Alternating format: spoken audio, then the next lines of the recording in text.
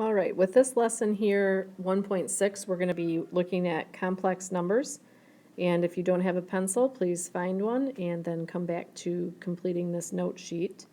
In this lesson, we're going to be solving quadratic equations using square roots, which yields complex solutions, and writing real and imaginary numbers as complex numbers, and then also performing operations with complex numbers. So looking at this first example here, we want to look at a typical equation that's not going to have a typical solution. So if we subtract 11 from both sides, that's going to be a 2x squared on the left with negative 48 on the right. And if I divide by 2, that's going to cancel that and cancel, I'm going to have to divide negative 48 by 2. So I'm going to end up with x squared equals negative 24. And if I try to take the square root of both sides, I'm going to be able to take the square root of the left because x squared, the root of that is going to be x. However, I really cannot take the square root of a negative number. All right, and I won't get a real solution. This is the answer. However, with the negative number under that square root symbol, we're going to have to learn a new way to handle that situation. So what we're going to do is we're going to learn about the imaginary unit, I, and that's going to help us come up with a more realistic answer for a question like that. So as you can see in the example that we just did, not all quadratic equations have real number solutions. So to overcome this problem, mathematicians in the 17th century created an expanded system of numbers. That's the complex number system, and it includes using the imaginary unit, I. The imaginary unit, I, can be used to write the square root of any negative number. And so that's what we're going to practice in this particular next set of examples here. The I value is going to be recognized as the square root of negative 1, and I squared is just going to be negative 1. And if you recall, anytime we take a square root and multiply it by itself, that just becomes the number underneath the square root. So if we square I, which each one of these is a representation of I times I is going to result in negative 1. Let's go ahead and take a couple examples here and rewrite the expressions using I. With problem A, it looks like we have a negative 3 under this radical symbol.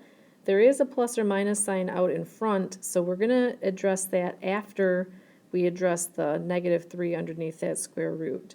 So I would like us to take a look at breaking this down into two factors. The first factor is going to be negative 1. We know that the square root of negative 1 is I. And then we have 3. So recall that 3 times negative 1, any numbers under the radical symbol can be multiplied, which is why I was able to break those out that way. So I can change this and just translate that into the letter I, and then I can't really do anything with the square root of 3 because there's no factors. 3 is a prime number. And then I should include the plus or minus symbol here because we had that out in front, and so we're just going to leave that way. So our final answer for this problem is plus or minus I times the square root of 3.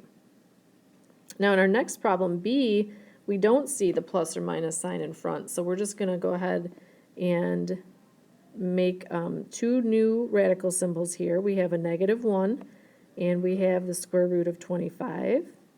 25 is a perfect square, so I can change this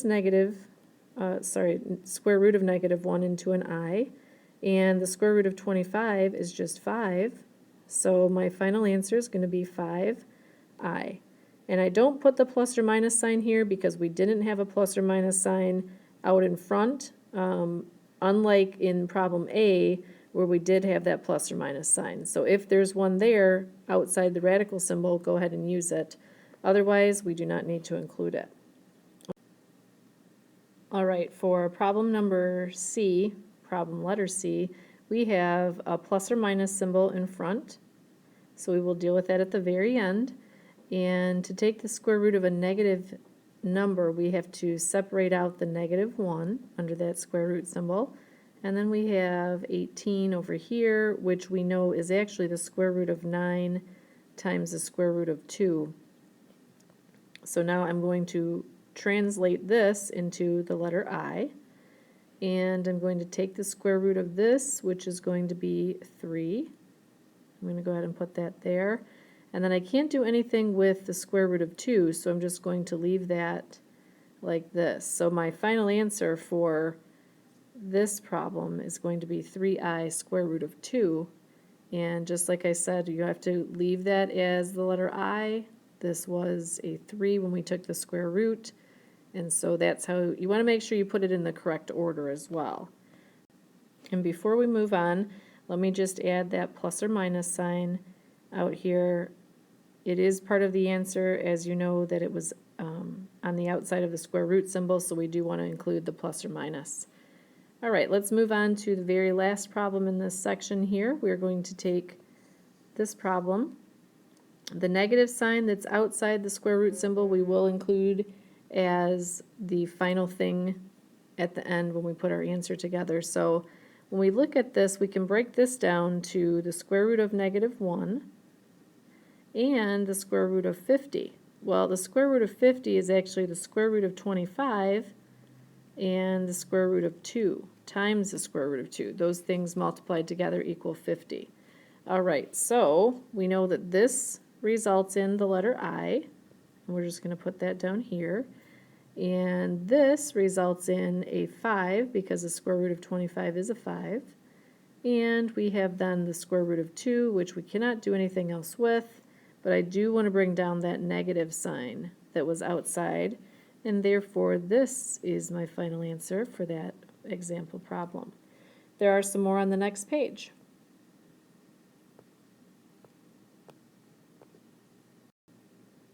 All right, now that we have the hang of dealing with negative numbers under the radical symbol, let's go ahead and try to do something with this equation. So I'm going to start by subtracting 33 from both sides. That gives me 5x squared equals -30. And if I divide by 5, that's going to cancel the 5 there.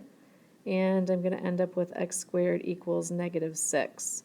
Now, when I go to take the square root of both sides to get an answer for x, I am going to end up with an x here, but I end up with the square root of -6 as my answer, and we know that we don't want to leave a negative number under the square root symbol.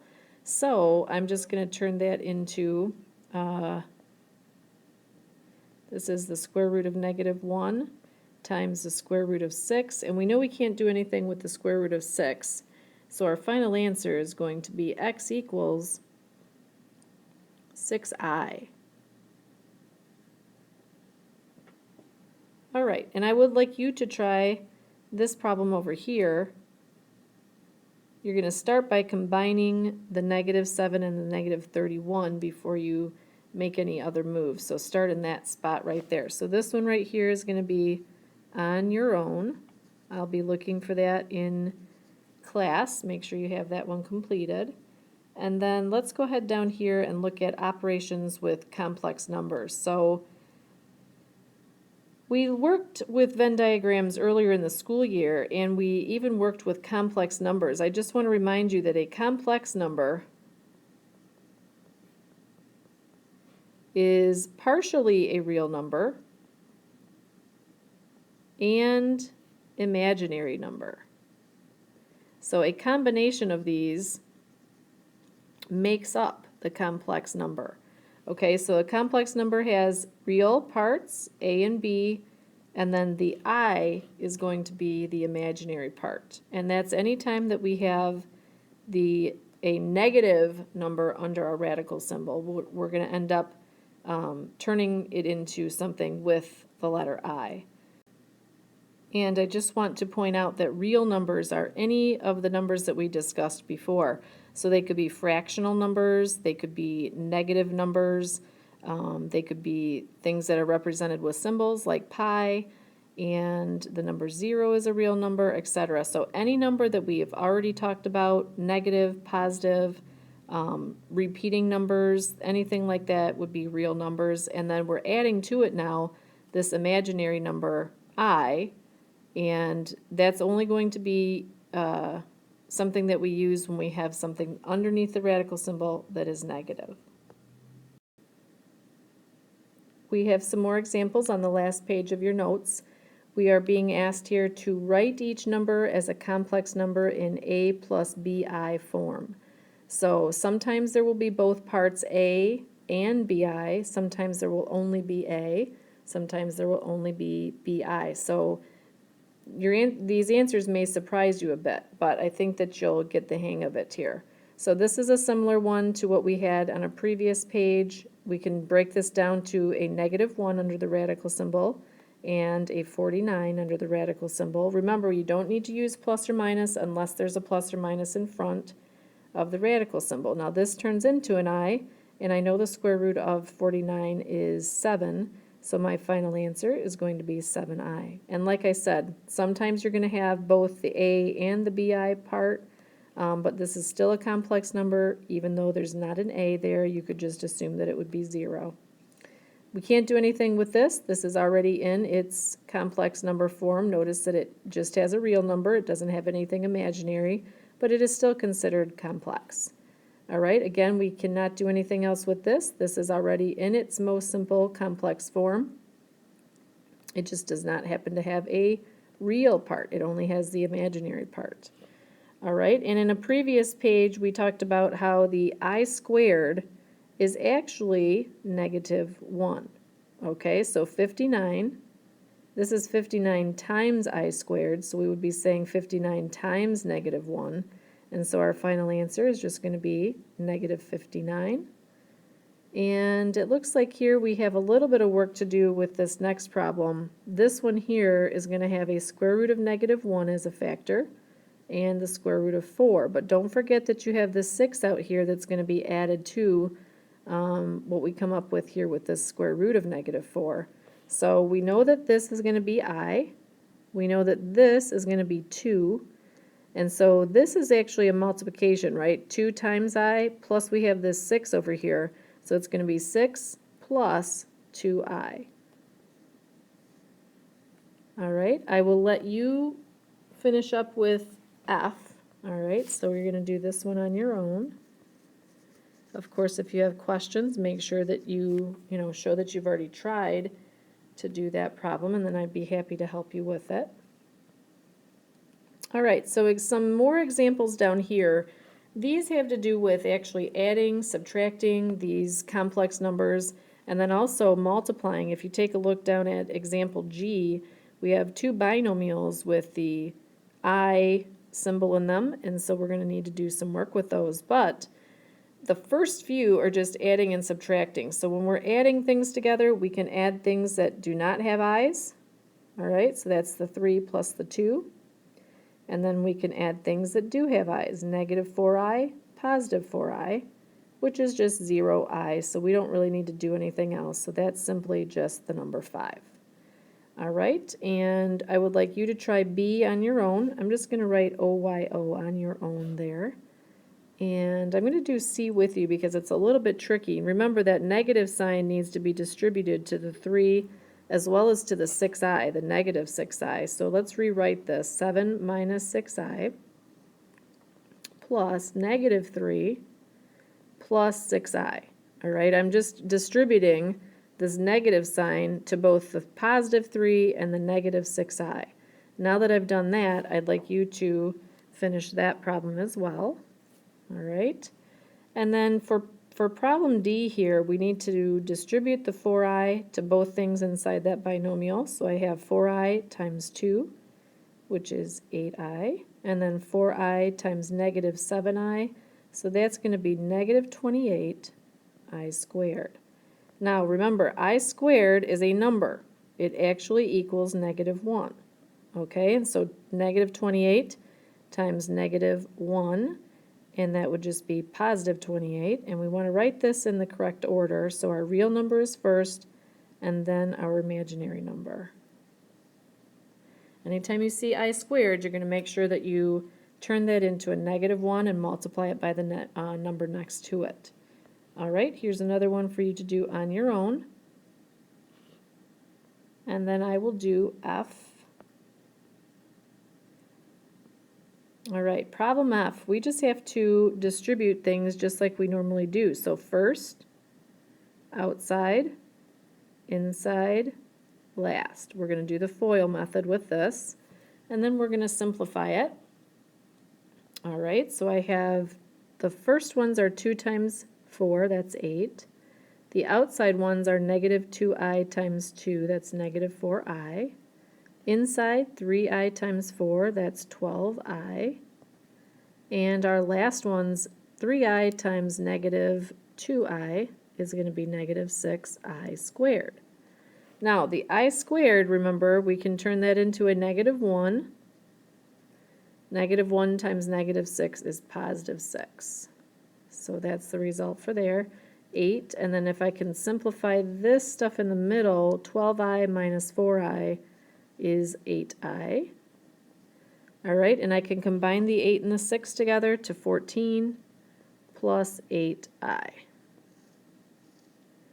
All right, just remember that the number without the I goes first, and then you're going to put the imaginary part next. All right, I'm going to let you try the G problem and the H problem.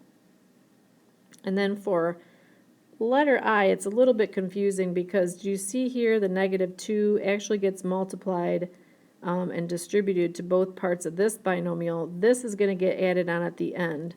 So let's go ahead and do this one together. We have -2 times 5, which is -10. -2 times I, which is -2i. And then we have a 5, and we have a 9i. Now, because this was a plus sign, we're just adding things that are alike, and then we also have to remember to put this in, the -4. Now, we have several things that do not have i's. We have a -4, a -10, and a +5. So we can combine those. -4 and -10 is -14, plus 5, that's -9. And then I can combine the -2i and the +9i, and that's just going to be +7i. And there's my final answer for that one. So if you've come across any questions that you'd like to ask in class, please make sure you do that. Just make sure that you've made an effort to try these out. If you have to rewind the video, please do that as well.